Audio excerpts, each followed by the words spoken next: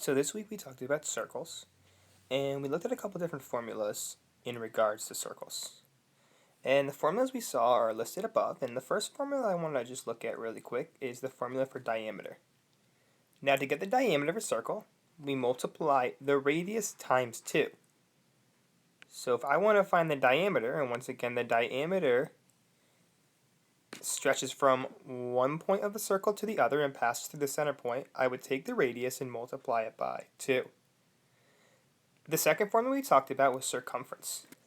Now to find circumference, there's kind of two formulas we can use. 2 times pi times r. And remember, if you were given the radius, what you would do is you would do 2 times the radius, and then you would multiply times pi, or 3.14. Now, we often see this formula as c equals pi, 3.14, times the diameter. And that's how we find the circumference, and that's kind of like, you can almost think of it as the perimeter of the circle, all around the circle. And the last formula we talked about yesterday was area. And area is A equals pi r squared. And remember, we said this really looks like 3.14 times the radius times the radius. That r squared means radius times radius, and then we multiply by pi. So those are the three kind of important formulas we've talked about so far this week. Now we'll look at two examples below, and we'll find the radius, diameter, circumference, and area. So in example 1, we're asked to first find the radius and the diameter. Now notice this line, this red line, stretches from one point of the circle to the other and passes through the center of the circle. That represents the diameter of the circle. So the diameter of the circle is 18 inches. It's already given to us. Now if I want to find the radius, remember the radius is half of the diameter.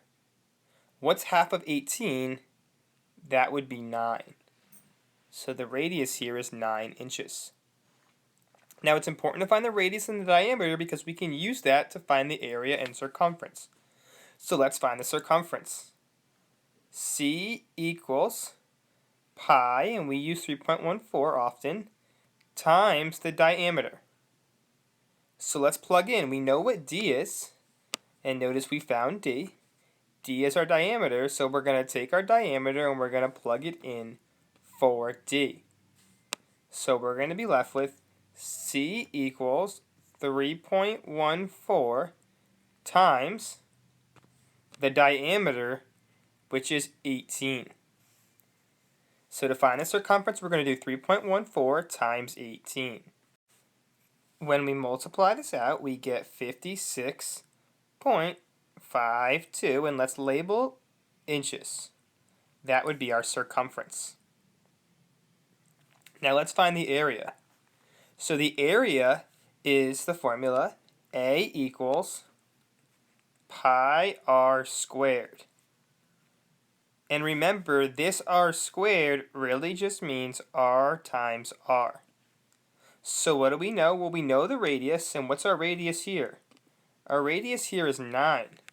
So we're going to plug 9 in for r, and then we'll multiply by 3.14.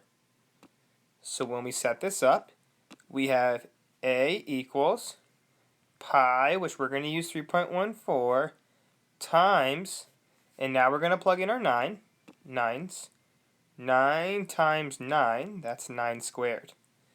So we're first going to do 9 times 9.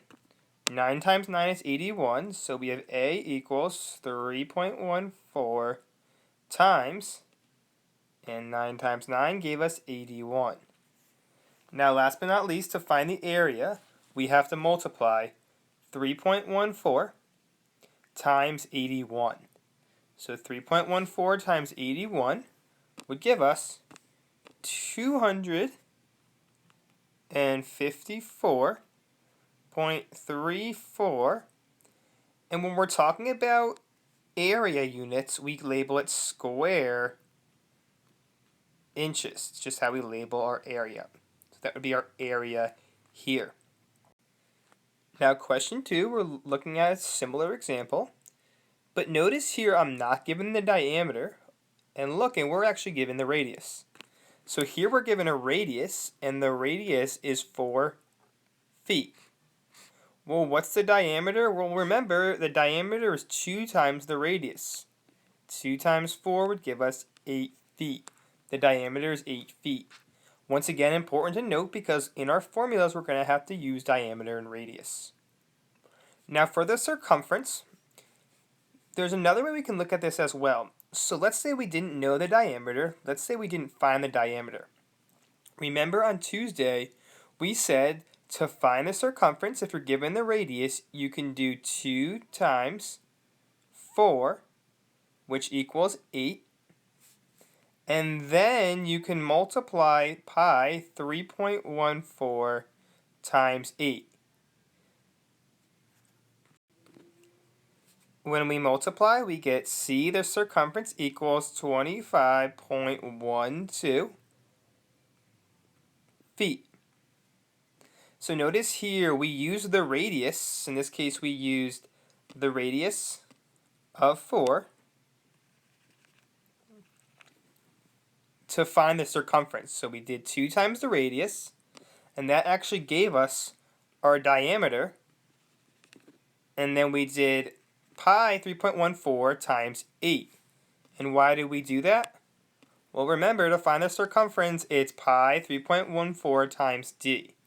Okay, so it's a different way. Different way to solve the circumference if you're given the radius. To find the area, we're going to be using our same formula.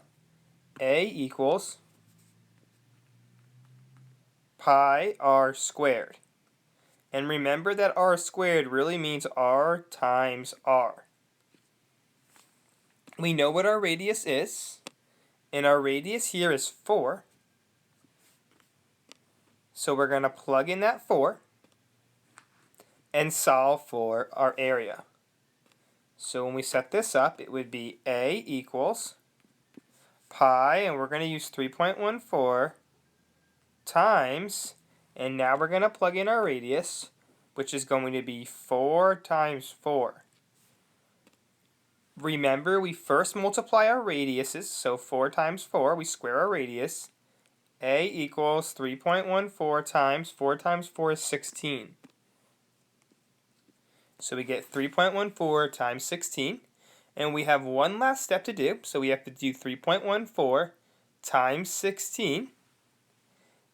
And that would end up giving us 50.24.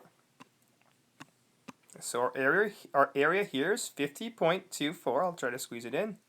And remember here, we're going to label it square. And we're talking about feet, so we can call this square feet. So that would be our area.